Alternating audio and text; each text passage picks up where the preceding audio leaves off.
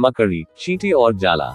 एक मकड़ी थी। उसने आराम से रहने के लिए एक शानदार जाला बनाने का विचार किया और सोचा कि इस जाले में खूब कीड़े मक्खियां फंसेंगी और मैं उसे आहार बनाऊंगी और मजे से रहूंगी।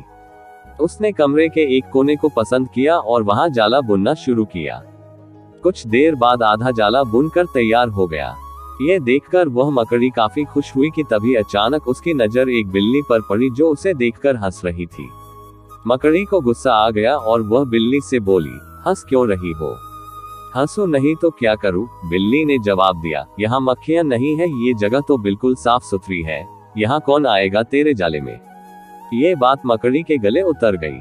उसने अच्छी सलाह के लिए बिल्ली को धन्यवाद दिया और जाला अधूरा छोड़कर दूसरी जगह तलाश करने लगी।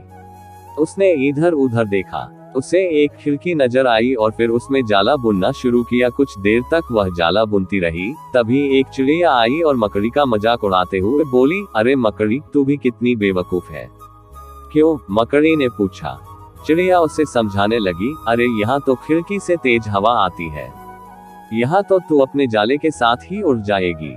मकड़ी को चिड़िया की बात ठीक लगी और वो वहां भी जाला अधूरा बना छोड़कर सोचने लगी, अब कहाँ जाला बनाया जाए। समय काफी बीत चुका था और अब उसे भूख भी लगने लगी थी। अब उसे एक अलमारी का खुला दरवाजा दिखा और उसने उसी में अपना जाला बुनना शुरू किया। कुछ जाला बुना ही था तभी उसे एक कॉकरोच नजर आया जो जाले को अचरज भरे नजरों से देख रहा था। मकड़ी ने पूछा, इस तरह क्यों देख रहे हो?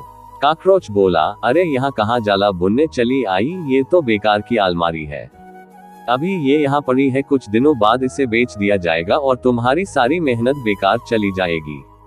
ये सुनकर मकड़ी ने वहां से हट जाना ही बेहतर समझा। बार बार प्रयास करने से वह काफी थक चुकी थी और उसके अंदर जाला बुनने की ताकत ही नहीं बची थी। भूख की वजह से वह परेशान थी। उसे पछतावा हो रहा था कि अगर पहले ही जाला बुन लेती तो अच्छा रहता, पर अब वह कुछ नहीं कर सकती थी, उसी हालत में पड़ी रही। जब मकड़ी को लगा कि अब कुछ नहीं हो सकता है तो उसने पास से गुजर रही चींटी से मदद करने का आग्रह किया। चींटी बोली, मैं बहुत देर से तुम्हें देख रही थी, तुम बार बार अपना काम शुरू करती और दूसरों के कहने पर उसे अधूरा छोड़ देती, और जो लोग ऐसा करते हैं उनकी यही हालत होती है। और ऐसा कहते हुए वह अपने रास्ते चली गई और मकड़ी पछताती हुई निढाल पड़ी रही। दोस्तों, हमारी जिंदगी में भी कई बार कुछ ऐसा ही होता है। हम कोई काम स्टार्ट करते हैं, शुरू में तो हम उस काम के लिए बड़े उत्साहित रहते हैं, पर लोगों के कमेंट्स की वजह से उत्साह कम होने लगता है और हम अपना काम बीच में ही छोड़ देते हैं, और जब बाद में पता चलता है कि हम अपने सफलता के कितने नजदीक थे तो बाद में पछतावे के अलावा कुछ नहीं